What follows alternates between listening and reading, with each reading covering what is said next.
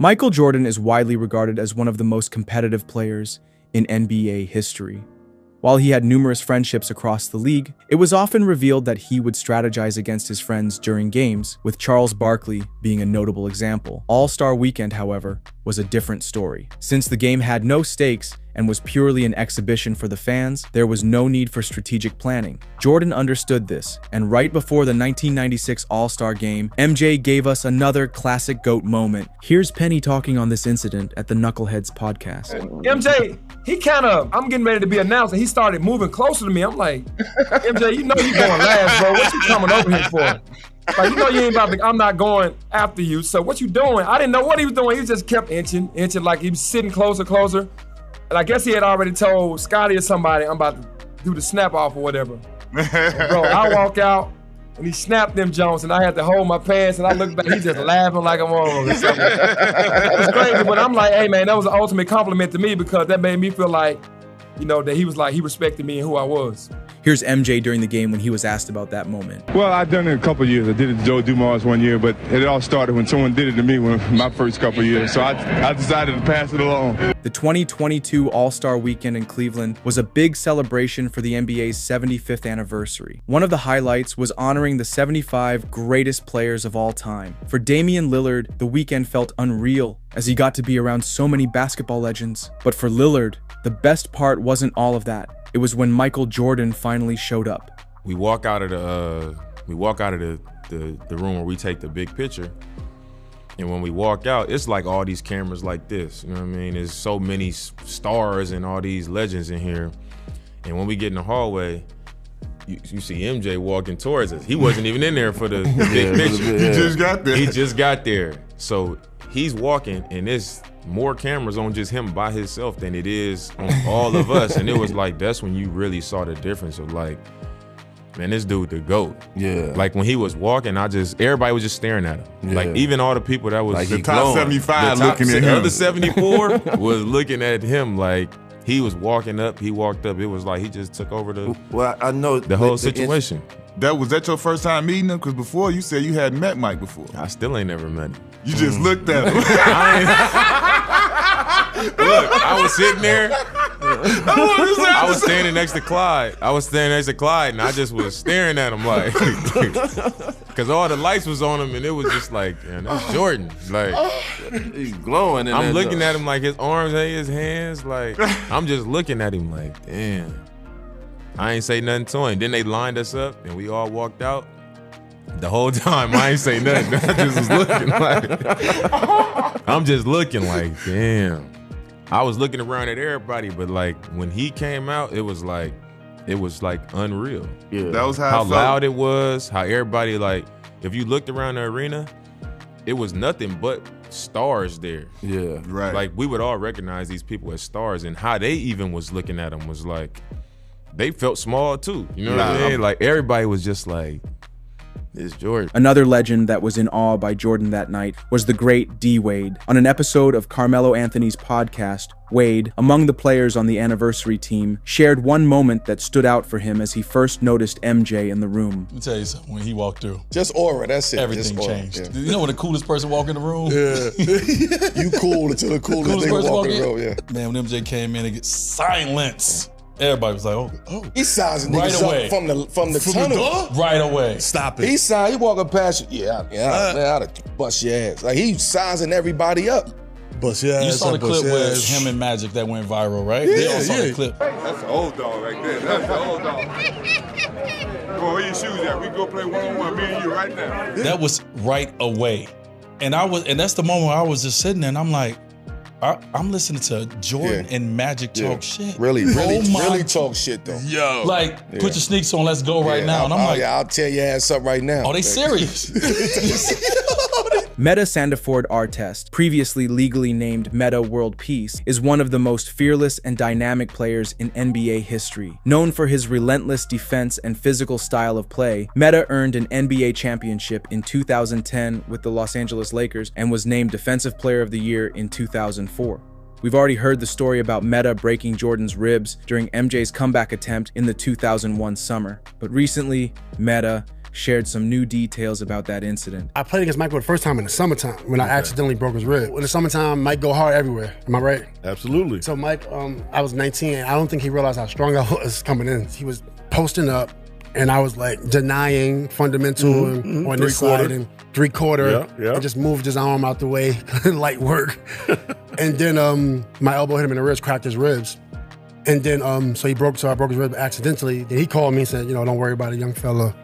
I know what they saying in the media, but I want you to come back. And then, and then to play against him in the season, if you look at the pictures online, we always tangled up. If you look at me and Mike, Wizards versus the Bulls, that's how we played every day in Chicago. Every day. So it wasn't a thing where I was in awe. Like Mike is Mike to us. I got a chance to meet Mike 3 times on the court in Chicago a lot of times. Then he invited me to his office in Chicago. I got a chance to sit with Mike. That must have been cool. Yeah, man, that's incredible, cool. Man. You kidding me? Yeah, I was in the office. He had the little poster when he hit the game winner. And he was talking about the poster. Yeah, you see their face? He said, it's not the shot. He said, look at their face. And then the last time I spoke to him was the brawl. He was the only player that called me. Really? Yep, Mike, MJ, man. I remember the call. He was like, I'm going to try to get you back. So when he said, I'm going to get back, I was like, oh, shit, I'm back. I'm like, all right. It don't even matter. February, March, good. But MJ, you ain't that powerful, man. I ain't never come back. He only had one Jordan player at the time. Only one person could wear Jordan on the team. I don't know if you remember. So I said, I'm playing against MJ. I need the Jordans. I was wearing Nike. I said, I need them Jordans. He was like, nah, Reggie Miller wearing the Jordans. I said, Reggie, can you tell these dudes to give me some Jordans? He's like, nah, you can't get Jordans. So I drove after shoot around, drove to Chicago, 3 hour ride. Went to the Nike store, bought some Jordans. Really? Drove back. Yeah, you'll see Jordans on my feet playing against. I'm not gonna play against MJ without Jordans on. Y'all crazy. Nike, y'all crazy, man. Just send me the Jordans. The host of the podcast, Byron Scott, is a 3-time NBA champion with the Los Angeles Lakers during their Showtime era in the 1980s. Having played against MJ in his prime, Scott shares just how ruthless the GOAT was on the court. MJ had a different mindset than any player I've ever played against. Yeah. MJ had and Kobe's the closest to it. Yeah, Kobe was incredible. MJ had I'ma kill you mindset. I'm gonna destroy you on the basketball court. I'm gonna beat you so bad you don't want to see me the next time you play 100%. Me. Yeah, that was his mindset. 100%. And so when you said, you throw LeBron in there, but yeah, MJ definitely, because MJ wanted to destroy you, but he loved that smoke. Like you said, if you could guard him, he got nothing but mad respect. You can't guard him, but you give him hell. Yeah, he got nothing but mad respect for you. You know what I'm saying? And his defense was incredible. His defense, man, Black Cat was off the chain. Because when I was a kid, I would watch MJ. I'm like, there's no way I'm gonna be able to do that on offense. But his defense, I'm like, hold on, this guy's an incredible defender. Yeah. And then I'm like, I want to be like that on defense. So that was one of the inspirations on defense. It wasn't even really I never aspired to be like him on offense. The 1995 NBA Eastern Conference semifinals featured the Magic facing off against the Bulls, marking Michael Jordan's return to playoff action after his 1993 retirement. However, the time away from basketball had seemingly taken a toll on MJ's sharpness, and it showed on the floor as the Magic won Game 1. Riding high on the win, Magic guard Nick Anderson confidently quipped, 45 isn't 23, referring to Jordan's New Jersey number. Despite the Bulls' determined effort, the Magic won the series 4-2 and advanced to the NBA Finals, where they fell to the Houston Rockets. But for MJ, this was just the beginning of the story, as he sought redemption the following year. Here's how Magic guard at the time, Darrell Armstrong, broke down those events. I did not know. Nick Anderson said he wasn't the thing. 45 is not 23. Oh, Lord. I would have said, man, y'all, you don't shut the fuck up. What is you doing? You don't get this man no feel. What is you doing? So when I saw that, I was like, oh my God. Jordan's trainer, like, when you want to start? He said, tomorrow, lifting weights. And he said, all he kept thinking was Orlando. Man, they played us there was Shaq last time in Orlando. They played us, they swept us. But I never forget this, and you can go back and look at the stat sheet. Horace couldn't do nothing, put his head down and just laugh. It was on the free throw line right in front of us. Jordan, Scotty was talking shit. Boy, Jordan had 2 free throws at the end of the game. He hit the first one and missed the second one on purpose. And we was like, what the fuck you doing, you know? Somebody said, look at the scoreboard. He left 45 on the scoreboard. You know Jordan petty in the motherfucker. He left 45 for last year on the scoreboard.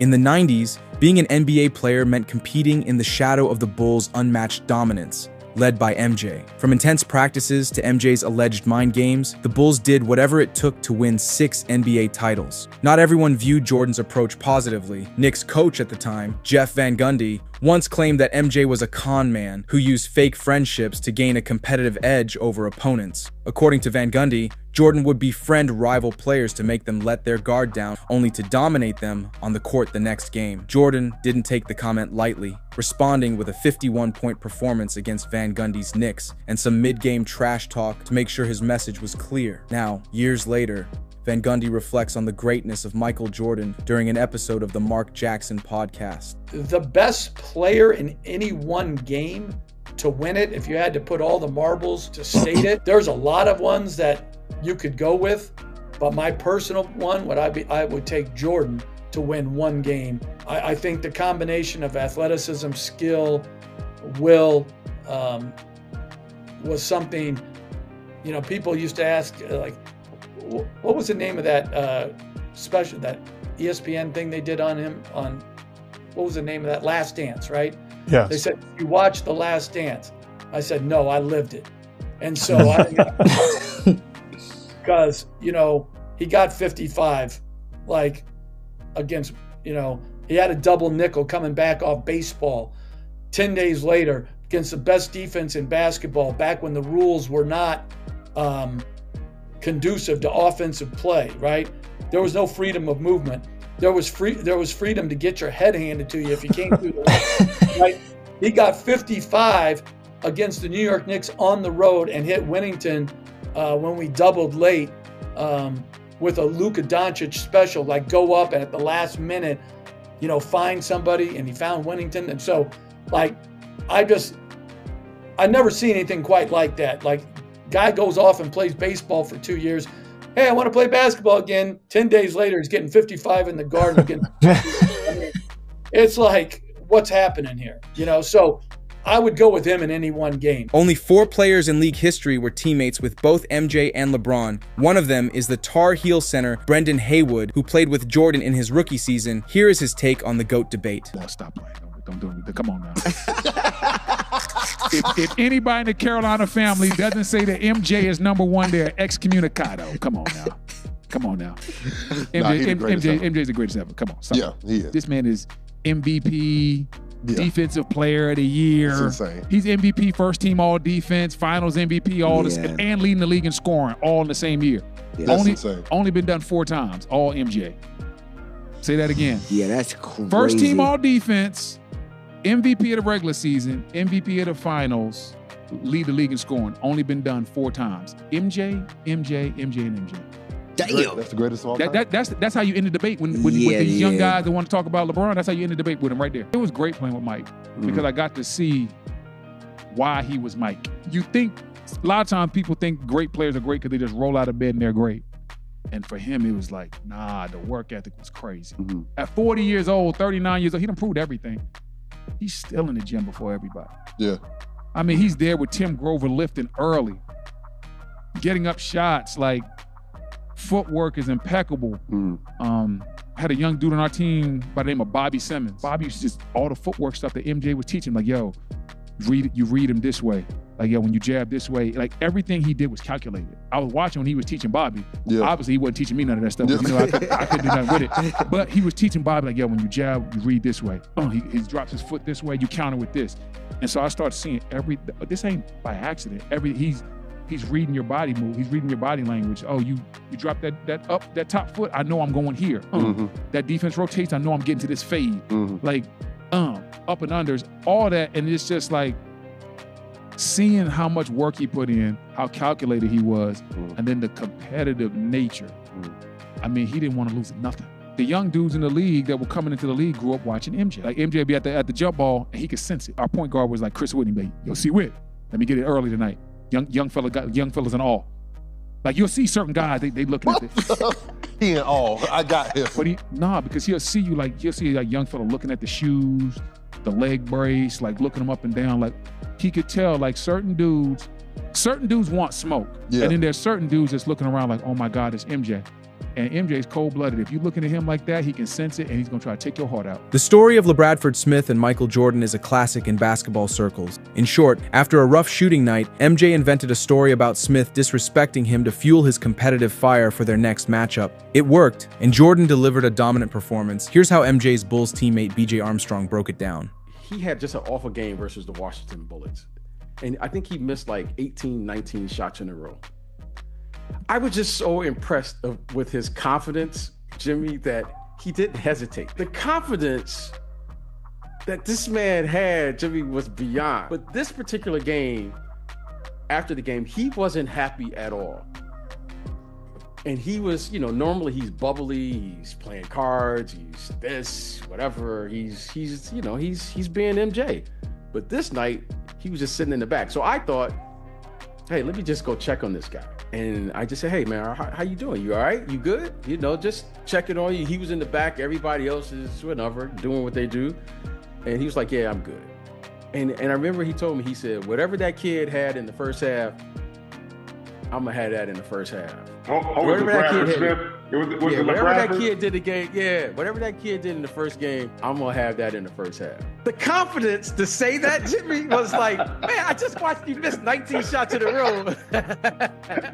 Like, the confidence was there. You know what I mean? Like, you can't coach that. You can't duplicate that. Either you have that or not. I was so impressed with the 20th shot when he finally made a shot. Because I remember what he said. He was like, okay, B, I'm good now. This man had a confidence that was just beyond. And he wasn't talking it. He believed it. He believed in himself. He believed in the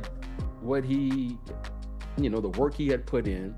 But more importantly, he just had a self-awareness that you can't imagine. And that's what I admired most about him. And even when you talk to him today, he still has that level of confidence. And it's the funniest thing, because now we're all old, but he still has the confidence that he had as a young man. And that is what I give to this generation. Never lose confidence in yourself by the work you put in. Baron Davis was one of the most electrifying point guards from the 2000s, making a name for himself while playing for the Charlotte Hornets and later for the Golden State Warriors. With his combination of skills, size, and explosiveness, Davis was a walking highlight reel. In an interview for the Draymond Green podcast, he remembers one specific game in which he wasn't the show's main star, but the legendary Michael Jordan put on a show for the ages. He came into Charlotte and it was like that was the craziest shit I'd ever seen. There was no camera phones, but it was all kind of camera flashing. And felt like everybody was recording with a camera phone. That's how many cameras was flashing when he went to the free throw line. I had 32 that night. And in my mind, I was like, damn, bro, like I'm Michael Jordan tonight. You know what I mean? And then we go on the road and we're playing the Washington Wizards. We like, man, we about to go in here. We about to pop them again. I'm about to give me another, I'm about to give me another 25, 12. I'm going to do it different on the road. And I watched this dude in the first quarter score 17 points. Oh, he went off. Draymond, I watched.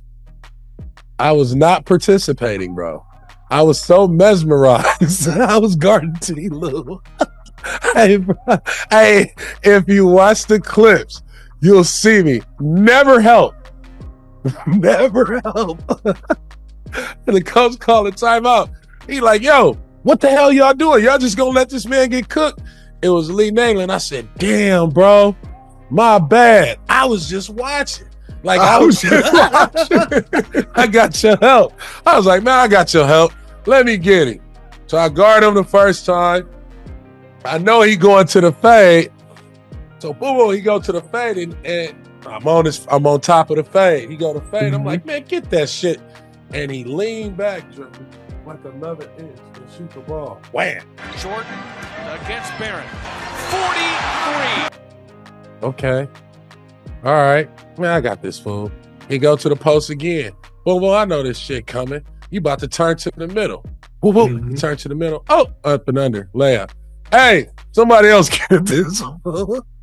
I'm going back over here with T. Lou. I'm about to watch. I'm cool. This is not cool.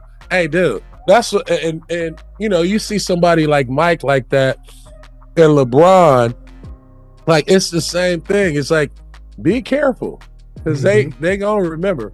But that Mike story was like, damn, dude, like I'm just watching him.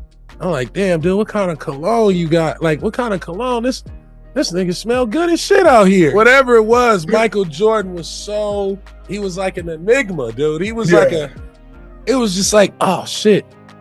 MJ is still widely considered the GOAT thanks to his legendary NBA career, which included 6 championships and an unbeaten record in the NBA Finals. While those achievements are often cited as reasons for his greatness, Gilbert Arenas believes MJ earned the GOAT title even before all of that. As players, we're factoring in our numbers, right? Our rings, and saying, no, we should be able, I have leading title, I beat him in every stat. Why y'all not putting me in front of him? The answer is, he was the NBA. When Bird and Magic was, battling, and when Jordan came in, what they seen was a whole different animal, right? You're seeing something that is different, moves different, talks different, approaches the game different, swag, phenomenal, right? This is the best thing we've seen. Right? I don't give a fuck what he does. This is the best player we've ever seen. Right? It was the eye test. People don't realize that he got the logo in '88. Right? They took the wings off and say, you got Jordan. Right? So that whole campaign, and that is considered the greatest individual year anybody could have had. That's when he became the best player ever. There was no ring. There was no, rings is just what they get to use now. 6, it was just the way he did it. He carried what we have now, solo mission. It's hard to beat solo mission with stats. MJ and Lakers legend James Worthy shared the court as teammates for one season at the University of North Carolina at Chapel Hill. Together, they led the Tar Heels to an NCAA championship. During a recent appearance on the Byron Scott podcast, Worthy reflected on his short but unforgettable time playing alongside Jordan. He admitted it didn't take long for the young guard to surpass him as the better college player. I was with Michael. He was a freshman my junior year. We only had 4 or 5 months together, really. Yeah. Right. But, like the story I tell about Michael, man, I was better than him for about 3 weeks. And I enjoyed those 3 weeks because I saw something in that boy that he didn't have it quite yet. He was learning, but he would seek out the best in everything. Chess, backgammon, he won, and if he lost, he was irately mad, like he just won a game, like he lost a game 7. So we practiced, 2.5 hours. We running them sprints. And you're tired. Now you got to go to study hall. I'm trying to get off the floor. Here he comes, pushing me. Where you going, young fella? Where you going? You scared? So he always wanted to play a little one-on-one. So we played a little bit. And he was just a bad boy. In 1995, John Sally joined MJ on the Chicago Bulls after years of competing against him as a member of the Detroit Pistons. Having experienced MJ both as a rival and a teammate, Sally brought plenty of incredible Jordan stories to share during his appearance on the Byron Scott podcast. Ron Harper used to give Michael the numbers. The people he was don't healthy? know that. When he was healthy, MJ, we're in a practice, and Phil said, tell him to go home, and he didn't know why, and he waited. And he was like, all right, we're playing for minutes, scrimmage for minutes. And MJ came in, nah, you ain't putting me out. And he had on regular tennis shoes. They looked like Vans, but they were Nike. And he had his sweats cut and rolled at the bottom. He thought he was fly. He wasn't. You don't say nothing to the Messiah. He was like, yeah, put all the Pistons on that team, Wood Harp, and put Randy Brown over there.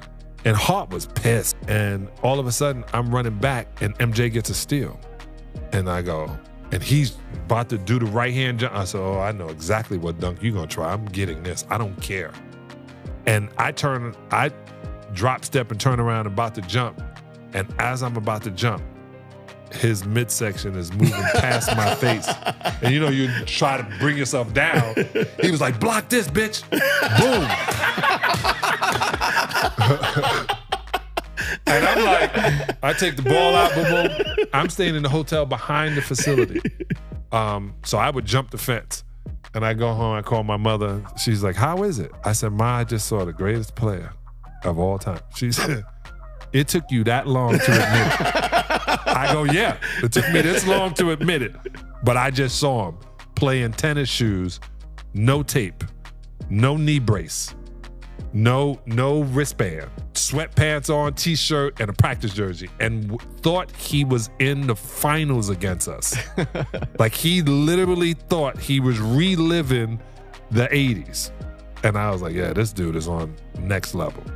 He is. And we would go out to play against somebody, and, you know, MJ coming, everybody's happy to see him, but even in the back when you're about to put your hands together, he was hella intense. Yeah. He was the last to come out. So we would all run out, and then MJ would be the last. That would scare. If you looking down there, you go, oh my God, MJ. Oh, here come the devil now. Yeah, you hope he wasn't showing up, right? Yes, he was, and my locker was here at the United Center, and he was right here. And I would watch him put his sock up, and then look at this sock, and then like had to be the same height. And then he would, you know, everything had to, like he was a gladiator. And I was like, I don't even think people realize how psycho this dude is. All you gotta do, pull his shirt out a little bit, it's gonna piss him off. It needs to be tucked perfectly. Just mess up his outfit. You know, that's the only way to stop him, to make him think about anything else but destroying you. And his mentality was destroy you. Yeah. Demean you. Finish you. Shouldn't even be on court. It's the best thought in the world. For life. Yeah. When every time you face him, he wanted to make you feel like, man, I ain't got nothing, I can't do nothing with this dude. I don't even want to play tonight. You know what I'm saying? He wanted to make you quit. Do you ever see Coach when he's standing there with his arm folded when he was a Laker coach? That's what he wanted you to do. I want to go home. I want to go home right now. I know a lot of guys who played against him that wanted to go home too. It was like, man, I'm gonna foul him just so you can put me on the bench. I ain't got to play against him. I mean, there were some guys that just didn't want to play with him. Yeah, they didn't want to play against him. He really did want. And I would tell people this all the time. Spotty, they was like, so how was it guarding Michael Jordan? I said, well, the way I guarded Michael is I'm gonna play back. I'm gonna make him shoot jump shots. I said, but the other thing is, every time he hit a shot, I was like, man, good shot, MJ. That's a hell of a shot, dog. I'm right there. I said, if you kill him with kindness, I said, but if you talk shit, just one little word, you might have, man, that's all he needs. DeMar DeRozan is a 6-time All-Star and one of the NBA's elite mid-range scorers. He has modeled his game around the same principles MJ employed playing with the Wizards, relying on skill, footwork, and basketball IQ to outsmart defenders. By studying Jordan's ability to dominate without relying on athleticism, DeRozan has maintained his effectiveness on the court, even as he moves into the later stages of his career. For DeRozan, MJ's time with the Wizards stands as a masterclass in how to extend one's career and remain a top-tier player through fundamentals and mental toughness. If you sit and just watch Wizards Jordan and see how incredible he was from 38 to 40 years old, the way he scored the ball, the way he was able to create his shots from the post, from the elbow, off one dribble, off two dribbles, stop, pull up, how physical he was in the post, how he was able to create contact and still get to the basket. He wasn't athletic like he was, but still being able to, finish over guys. It was so incredible because it was such a master of art, how simple he just made the game. It's just playing off jab steps, pump fakes. And I used to watch every bit of Wizards Jordan because it was like, if he doing this at this age, let me figure out how to master these things that he doing, because you don't see everybody doing it. Everybody want to do the dribble, double step back, all that. And it's like, nah, let me make the game simple and kill these spots and angles and using my body on the fadeaways, either shoulder. So that's one thing that I took from Wizards Mike, because he was incredible. If you really watch him, he was incredible, man. Yeah. On a bad knee. If you just go back and watch Mike with the Wizards, he was cold. One player his airness has a close relationship with is the 3-time 6th Man of the Year winner, Jamal Crawford. The GOAT was a fan of Crawford's game since he entered the league in 2000 and played for the Chicago Bulls. As the years passed, Jamal witnessed some spectacular plays from MJ, especially in the many summer runs he played wherein Mike was his teammate. On Podcast P, Crawford shared how Jordan left everyone's jaws on the floor with a sensational play he pulled off when he was 40 years old. I really, and it's so weird, there's probably 2 or 3 times in my life where I felt my game like jump up, like a level or two.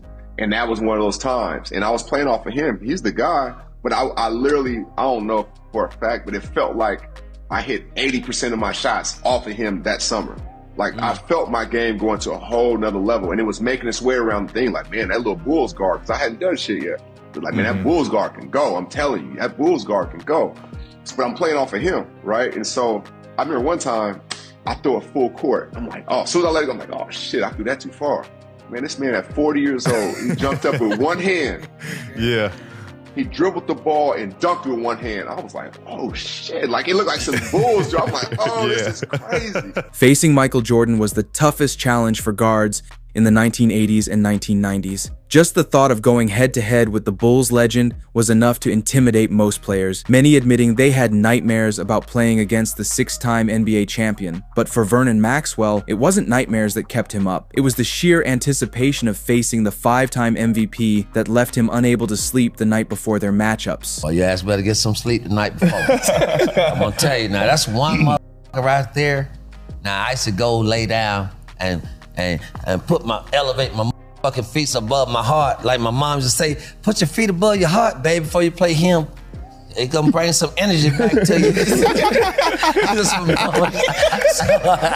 So, I'm country boy, so I used to lift my eyes and do it damn what my mom used to say. That's the only motherfucker I used to stay home.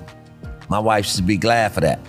When Mike come in town, because I really never used to stay home. Yeah. My wife used to be glad when Mike come in town. She said, oh, this nigga, look at his ass now, because Mike in here. Like, look at this nigga now, he gonna lay his ass down now. And yeah, because this Black Jesus, man. That's why I call him, man, the best player I ever played against, man. I mean, it's no comparison. Phil Jackson is regarded as one of the best, if not the best, head coaches of all time. After all, Jackson was at the helm of 2 of the most legendary dynasties in NBA history, the Chicago Bulls of the 1990s and the Los Angeles Lakers in the 2000s, where he had the opportunity to coach a young and up-and-coming Kobe Bryant alongside one of the most physically dominant players of all time, Shaquille O'Neal. However, when asked which of the players he coached Phil would start his franchise with, the legendary coach wasted no time providing a clear answer. Michael Jordan has got to be the first pick. He was extremely coachable.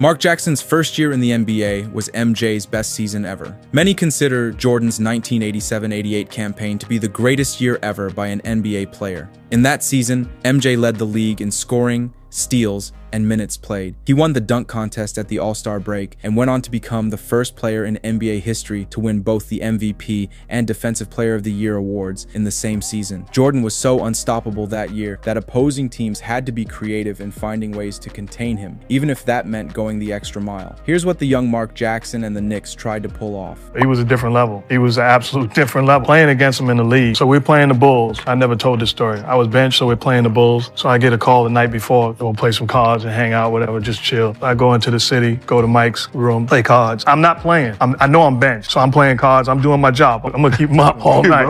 We playing cards all night. So shoot around is at 10 in the morning. We finish playing at 8. I gotta now drive before, so I'm not late. So I get no sleep. I drive to SUNY Purchase practice facility. We practice. Game that night. I take a quick nap. Gotta hit the road. Game in the garden. I'm sitting on the bench. I am tired. I'm sitting there like this dude got 50. How is this dude still surviving? But he did it to everybody and every single night. Kobe Bryant's career has often been defined by comparisons to MJ, and not without reason. From his earliest days in the league, Kobe sought to emulate the man he regarded as the ultimate player. His relentless drive, signature moves, and competitive spirit mirrored those of the GOAT, earning him the moniker, the next MJ. For someone who idolized the Chicago Bulls guard, he didn't just want to play like him, he wanted to become him. However, according to the great Penny Hardaway, there was one interesting area the two were much different. Kobe, being a fearless warrior and champion who mimicked his game after MJ. What MJ had over Kobe was so different, or I should say Kobe's approach versus MJ's approach. MJ was like, I'm giving all y'all at 70. Like, if I go to Houston, Dallas, San Antonio, he did that 50-50-50, I don't know how, 2 or 3 times in his career. Think about going 50-50-50, San Antonio, Houston, Dallas. What Kobe did when he had problems was, I'm marking Penny Hardaway down on my list. I'm marking Baron Davis down on my list. I'm putting Gary Payton on my list. I'm putting all these top dudes on my list, and I'm gonna knock them off one by one. MJ never said, I ain't doing none of that. I'm just coming in and I'm killing y'all.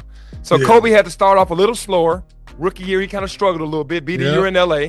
And then you knew he was coming though. But he made this list of names, and boy, did he scratch off all. He scratched all the names off that list. He did.